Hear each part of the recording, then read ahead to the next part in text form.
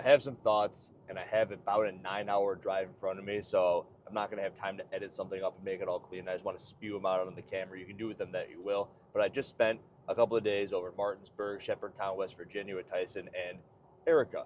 And you're going to be able to see all that stuff. But from that time spent with those two, I have some thoughts, and they're spewing into my head from having just watched the week in review of the week in review with Caleb and Sevon talking about what Dave was talking about. And the thing about Erica is that she's a new age CrossFitter. And a lot of the stuff that we would talk about, I always remember that she doesn't remember what it was like when regionals were what regionals were in 2013 and 14, because I showed her a little bit of Travis Bajan, who was a commentator, commentating, like, hey, we're going to go meet Travis. You can see Travis here. And she's like, wow, look at all those people there. And she just competed at the Syndicate Crown, right? And it always blows my mind to think about there are people in this space who have no idea what that time was like. And to expand on that, I'm listening to Caleb and Sevon talk about the things that Dave's echoing in his week in review. And there's a sentiment to the responses that Dave is giving that just would not have rocked with me well as an affiliate owner, as a competitor of I was an owner from 15, 16, 17, 18, 19, and 20. I got into the space in 13 and 14. And one of the best things as somebody who's coming from the exercise science, kinesiology realm of fitness was the squat. I mean, let's use the squat as an example. Don't squat below parallel. It's something that everybody's heard. And it's something that was dead set from the science community for a long time, to the point that it was CrossFit's job to override that. And it's something that I would really echo to my members, right? So I needed to believe that. And it's a thought that I also had the other day while I was watching this movie called Now You See Me. They just put it back on Netflix. It's a whole bunch of magicians. And it's one of those, you got to look big or else you're going to miss the trick, because the goal of the magician or the magician's assistant is to make you look really close at one thing. And then you miss the big picture. So people are always squatting not to depth or not going below parallel. And then they're missing the big picture, which is if you are a human or if you're trying to garner the most work capacity that you can, you want to be using as wide a full range of motion as possible to reap those benefits, and then also hold the standard within competition. Benefits as an elderly person or just a lifelong person, which is why most people are squatting and should be trying to reach full range of motion, and then in competition for the obvious reasons. But it was easy to reconcile that and then to drive it into the community because you believed in the magic. Crazy enough, they had this entire the magic of CrossFit thing for forever. The way that they gave that was odd, but we had Greg telling everybody, this is what you believe. And he empowered people to help you make those decisions. I mean, I know I've thrown some stuff at John Wellborn, but he was one of the people who was given the Power Athlete course, which was CrossFit football back in the day. And then you saw the gymnastics and the level ones, and this was just holy hell, we believe this stuff. We've wanted to believe it, but everything's been telling us that it's wrong. And the person in charge over there at the moment is Don Fall. And where the hell has Don Fall been in 4, 5, 6, 7 months? The reason that all of this stuff has to come spewing out after having spent this time with Erica in particular, who's a new age CrossFitter who doesn't really know all of this stuff, is because I think the history is important. It's stuff I've made in videos in the past, the importance of history, looking back so that you don't make the same mistakes in the future. And I don't think that Don has done anything to empower anybody to do anything worth a damn since he's been the CEO. And the thoughts I'm having are the people, I don't care who buys CrossFit, I care who they then give the keys to the car to give the ability to drive the new form of whatever that magic may be to the new age of CrossFitter, to the current regime of CrossFitters. Because if you can't have something to believe in, if you don't believe that there is, oh, the rabbit is hidden, and it is the truth, and we believe it's the truth, but at the current realm, and I put up the thing with Haley Adams and her GHD sit-ups, right? And it was a wild revelation, a conversation I had with Alexis the other day. It's hey, when I do GHD sit-ups the right way as well, sometimes that hurts my back. And when Haley said it like that, as an elite competitor who can, when she needs to abide by the standard for competition, which makes sense. And we also remember there's the Lindy Barbers of the world, also Mayhem people, who basically the GHD sit-up take her out of commission. There was a point in time where you're seeing that, and you're just thinking, similar to the air squat, the deadlift, the power clean, it's one of those functional movements that, yes, the human body should be able to do. And there's going to be people pushing back. It's like, well, if you're not doing it the right way, of course your back's going to hurt. Maybe there's a little bit to that as well. But with the ways that CrossFit deploys their decisions, Donfall, deploying or not deploying and not saying anything, it's one of the biggest reasons I have him, Donfall doesn't say anything, is because if you don't say anything the way Greg used to, hey, you swap a low parallel. Boom. And you're just believing it because you can see what it does. You see what it does with these populations of people. And when you see that people can have their hips in a certain spot, the magic is eviscerating. When you see that, if the Brooke Wells thing had gone not the way the Brooke Wells thing, it would have been a phenomenal example of this. So thank God that CrossFit did the right thing and elicited the penalty where it needed to be there.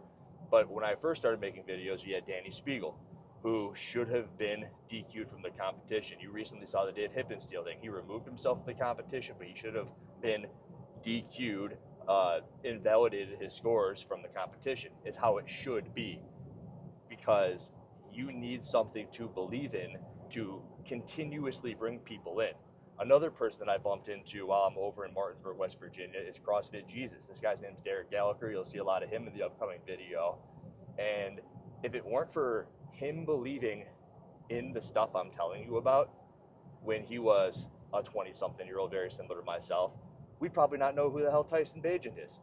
There's a damn good chance that Tyson Bagent doesn't play for the Chicago Bears, having done all of the CrossFit stuff and giving him the powers and the tools that he believes he's accrued from doing the CrossFit methodology.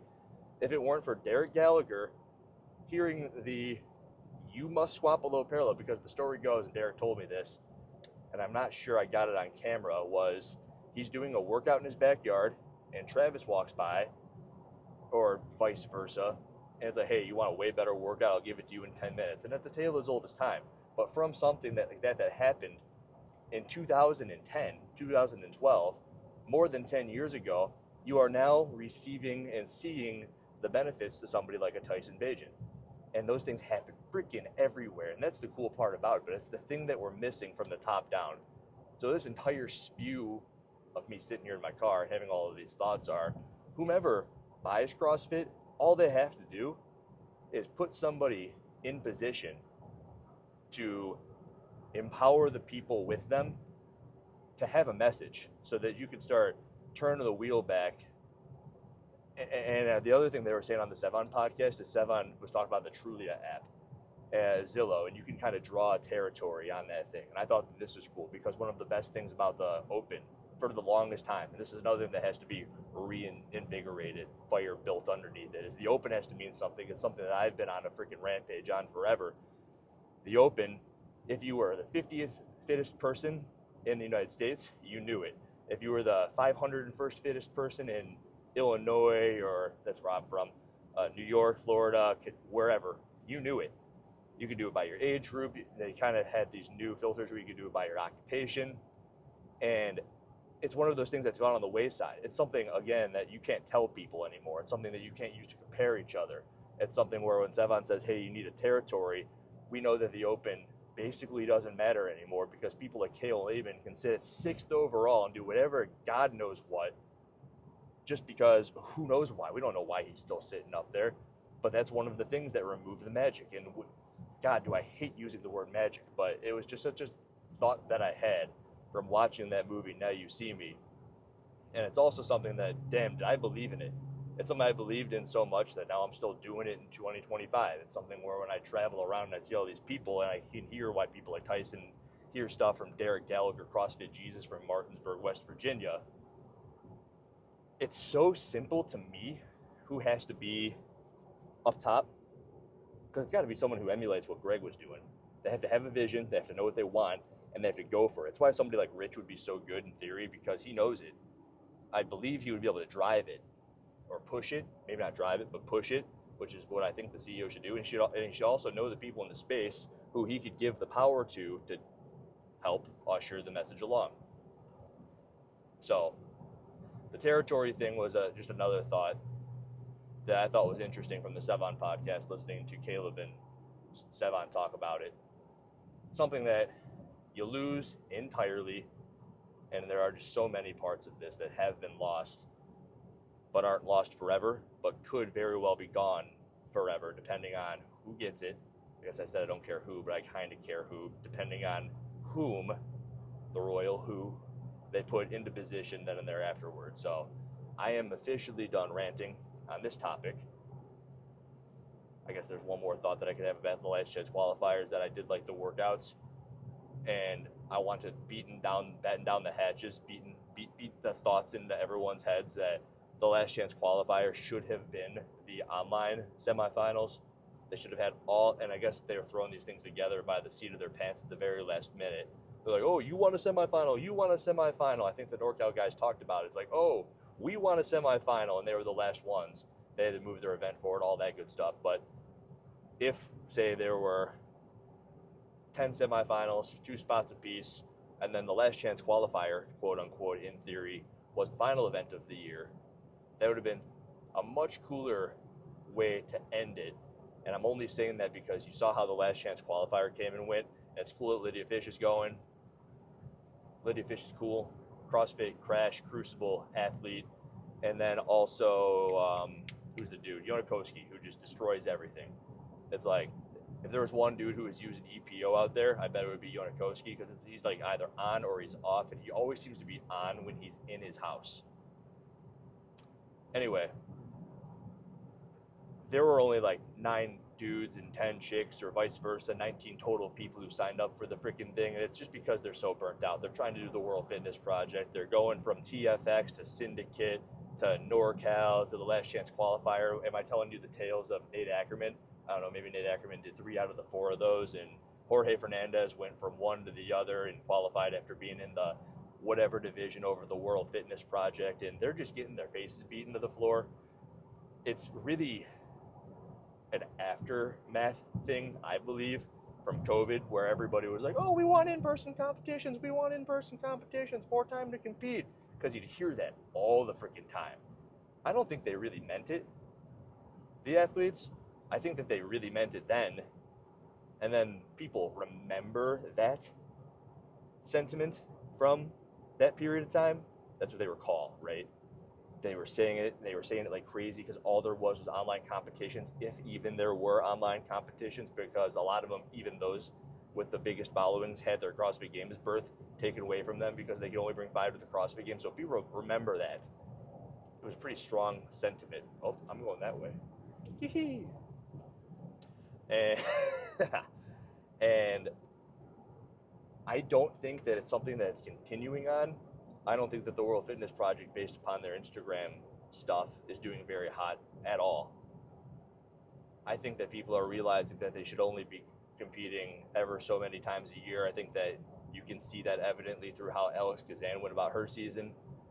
I mean, before the accident, she's doing pull-ups. She seems to be on her way to the games. She registered for the games. But prior to the accident, she's at NorCal. She went for that one event. She wasn't running on fumes. She didn't have to, like, by the seat of her pants, hope that the workouts for the last chance qualifier did or did not work, because like they didn't work for a lot of people. So $75 again. Hopefully people had sponsors. All these athletes don't have sponsors. I just really think, and I know I started getting off on a tangent there, the final thought there is that the last chance qualifier should have been the online semifinal. There should have been 10 spots. The video should have all been public. That's another thing that was just completely insane. Videos were not public. Will they be public? I don't know. Does it even matter if they're public now? Do we care? We probably don't care anymore to see those videos. We won't watch them. People barely even watch the ones in the first place unless they were in the top 12. Like, maybe people will watch Lydia Fish's performances just to make sure that they were on the up and up and they looked good. I bet they look good. She's a good mover. Yonakoski's always a good mover, and he's always great in online competition. Talked about that a little bit. But I just wanted to come on, talk a bit about how I was thinking about the potential, God, this thing keeps on falling down, CrossFit sale, and then also wrap my slight thoughts on the last chance qualifier.